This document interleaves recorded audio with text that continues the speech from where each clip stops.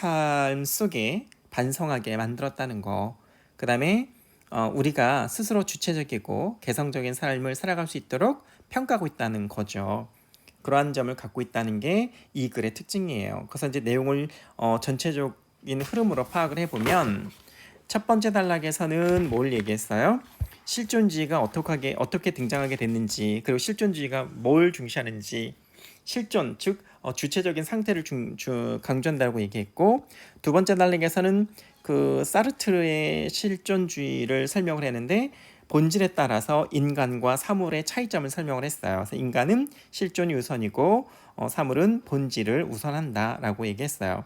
그 다음에 세 번째 단락에서는 사르트르가 즉자 존재냐 대자 존재냐를 의식이 있느냐 없느냐로 설명을 하면서 인간은 자유의지가 있어서 책임을 지는 존재다라고 했고, 그 다음에 또 네 번째 단락에서 뭘 설명했냐면 대타 존재라는 개념을 내세워서 타인의 시선으로 규정되는 인간의 모습을 설명을 했어요. 그리고 다섯 번째 단락에서는 그런데 어떤 것도 있냐면 인간에 대해서 인간의 사르트르가 인간이 나와 누군가의 어떤 맺는 관계를 너무 부정적으로 파악을 했다. 그래서 우리가 타자의 시선에 노출이 되더라도 그러니까 타인의 시선을 신경 쓰지 말고 극복하고 선택하면서 살아야 한다라고 규정을 했다는 거죠. 그렇게까지 주장한 것만 보면 사르트르의 실존주의가 이렇게 흘러갔구나라는 거 알 수 있는데, 근데 문제는 사르트르의 실존주의라 다 좋은 건 아니라는 거잖아요. 부정적인 점도 있고 좋은 점도 있다라고 해서 끝을 맺었죠. 그러니까 논리정연하게 글을 잘 쓴 글이라고 보시면 돼요. 자, 그 다음에 이제 문제를 직접 볼게요. 자, 16번에 윗글의 표제와 부제로 가장 적절한 거라고 했잖아요. 근데 우리가 읽어봤을 때 사르트르의 실존주의의 장점과 단점은 얘기했어요. 하지만 1번에 보면 뭐라고 되어 있어요? 차이점을 중심으로 설명했다고 했는데 인간과 사물의 차이점을 설명하기는 했지만 장단점을 얘기하려고 하는 게 아니고 뭘 얘기하려고 했던 거예요. 사르트르의 실존주의의 특성은 뭐고 그 다음에 어떤 가치가 있다라는 설명을 하려고 한 거잖아요. 그러니 얘는 설명이 안 되죠. 인간과 사물의 차이점만 얘기한 게 아니라 인간과 인간의 관계도 설명을 했잖아요. 인간과 인간도 설명을 했기 때문에 이 글은 1번은 답이 틀렸어요. 2번을 보면 사르트르 실존주의의 발생 배경, 그리고 첫 번째 단락에 얘기는 했어요. 현대과학기술 문명의 발전을 중심으로. 그런데 첫 번째 단락만 그 얘기했지 나머지는 사르트르가 어떤 개념 규정에 대한 얘기를 쭉쭉쭉 설명을 했단 말이에요. 그래서 어떤 특성이 있다, 어떤 의의가 있다 이런 얘기를 했기 때문에 얘도 일부만 얘기했을 뿐이지 전체로 얘기하지 않았어요. 3번에 보면 사르트르 실존주의 변천 과정, 사르트르의 변천 과정이 나왔나요? 안 나왔어요. 4번에 보니까 사르트르의 실존주의 특성과 의의 맞는 것 같아요. 사물은 직접 존재, 나라고 하는 건 무슨 존재였었어요? 앞에 설명 뭐라고 돼 있어요? 직자 존재 말고 대자 존재. 타자에 의해서 규정되는 건 그렇죠. 대타 존재 뭐 이런 개념을 설명을 해줬잖아요. 그러니까 얘가 맞을 수도 있겠네요. 5번에 보니까 사르트르의 실존주의 주요 개념과 한계, 물론 주요 개념은 나왔어요. 그리고 한계 그럴 수도 있지만 자유와 책임의 상호관계를 중심으로 요구에 대한 얘기를 설명하진 않았어요. 그러니 답은 4번이 될 수밖에 없겠죠. 그 다음에 17번으로 볼까요? 사르트르의 견해로 적절하지 않은 것은이라고 했어요. 사르트르의 견해 1번 봐봐요. 사물의 본질은 존재에서 나온다. 사물의 본질은 존재에서 나와요. 사물은 사물은 본질과 존재에서 누가 앞서요? 아까 몇 단락을 보면 될까요? 두 번째 단락을 볼까요? 두 번째 단락에 보니까 뭐라고 나와 있었어요? 사물은 뭐라고 나와 있어요? 그쵸, 본질이 앞선다고 했죠. 본질이 앞선다고 했기 때문에 본질은 존재에서 나오는 건 인간이에요. 그러니 답이 그냥 바로 나왔네요. 몇 번? 1번. 본질이 앞서요. 존재에서 나오는 게 아니라. 그죠?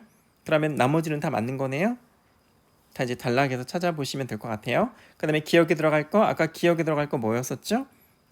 서로를 객체화한다. 그럼 객체화와 관련된 얘기가 있으면 답이 되겠네요.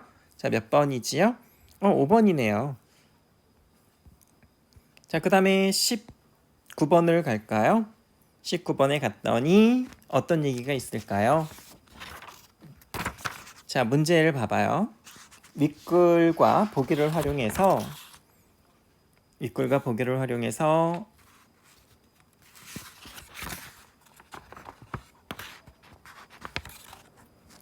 사르트르와 키에르케고르의 입장을 설명하라고 했어요.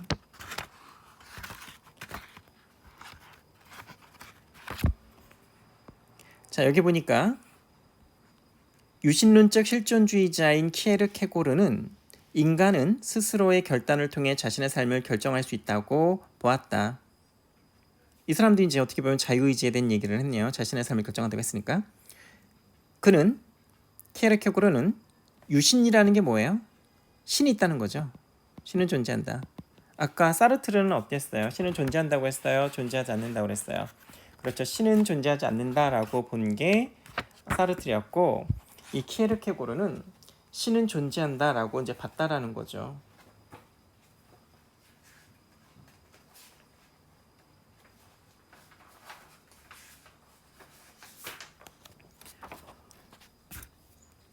자, 그래서 키에르케고르는 신은 존재한다라고 보았는데 인간이 스스로 결단을 통해서 자신의 삶을 결정한다는 건 사르트르와 입장이 같네요.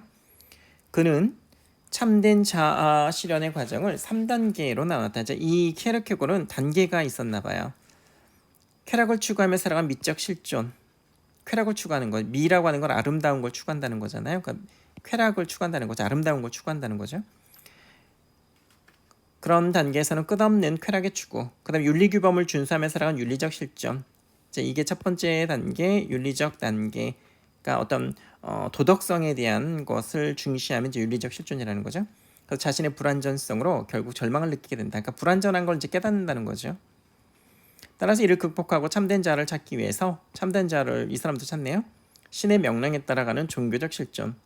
왜 종교적 실존이냐면 이 사람은 신이 존재한다고 봤기 때문에 종교적인 것으로 끝을 맺은 것이고, 사르트르는 신이 존재하지 않는다고 했기 때문에 참된 자아를 찾기 위해서는 아까 어떻게 하라고 그랬어요? 참된 자아를 찾기 위해서는 아까 몇 번째 단락으로 가면 되죠? 5번째 단락에 참된 자아를 찾기 위해서는 타인의 시선을 극복하고 선택해야 한다, 이렇게 얘기를 했었죠.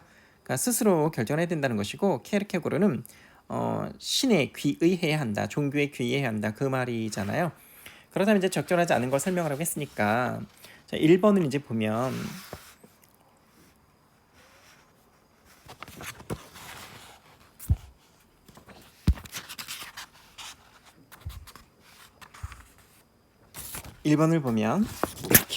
키에르케고르와 달리 사르트르는 신에 의존하지 않는 삶을 추구한다라고 했는데, 키에르케고르는 신이 있다고 그랬고 사르트르는 신이 없다고 그랬으니까 사르트르는 신에 의존하지 않는다 맞잖아요. 그죠? 그럼 1번은 이제 맞는 것 같아요. 그럼 2번, 사르트르와 달리 키에르케고르는 자아 실현의 과정에 단계별로 했다. 그렇죠? 사르트르는 단계가 없었죠. 아까 사르트르는 뭐라고 그랬어요? 타인의 시선을 신경 쓰지 말고, 그러니까 대타 존재적 개념에서 벗어나서 스스로 결정하고 극복해라, 이렇게 얘기를 했잖아요. 근데 키에르케고르는 1단계, 2단계, 3단계로 나눴죠. 그래서 2번도 맞아요. 3번 볼까요? 사르트르와 키에르케고르는 모두 인간이 자신의 삶을 주체적으로 결정할 수 있다. 그렇죠. 왜냐하면 자신의 삶을 결정할 수 있다고 말하는 거는 주체성을 얘기하는 거기 때문에 사르트르든 키에르케고르든 실존주의라고 하는 건 개개인의 주체성이잖아요.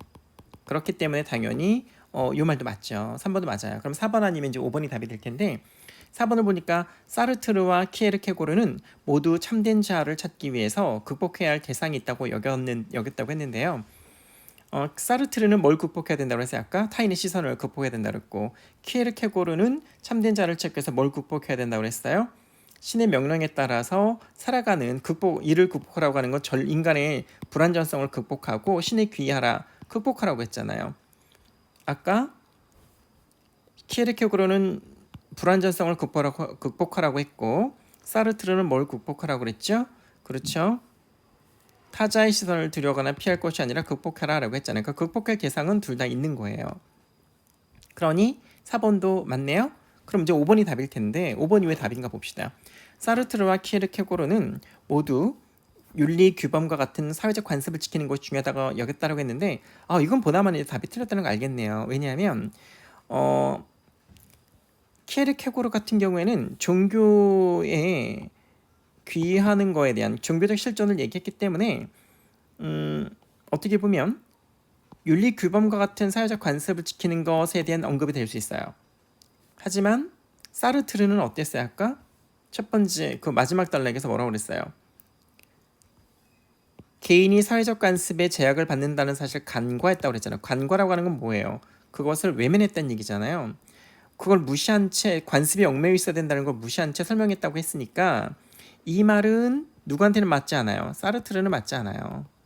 사르트르는 관습을 무시했어요. 인간이라고 하는 건 혼자 살 수 있는 게 아니라 사회적으로 묶여 산다라고 하는 그 관습 자체를 무시했기 때문에 한계점이 있었다고 했었잖아요. 그렇기 때문에 답이 5번이 될 수밖에 없죠. 여기까지 할게요.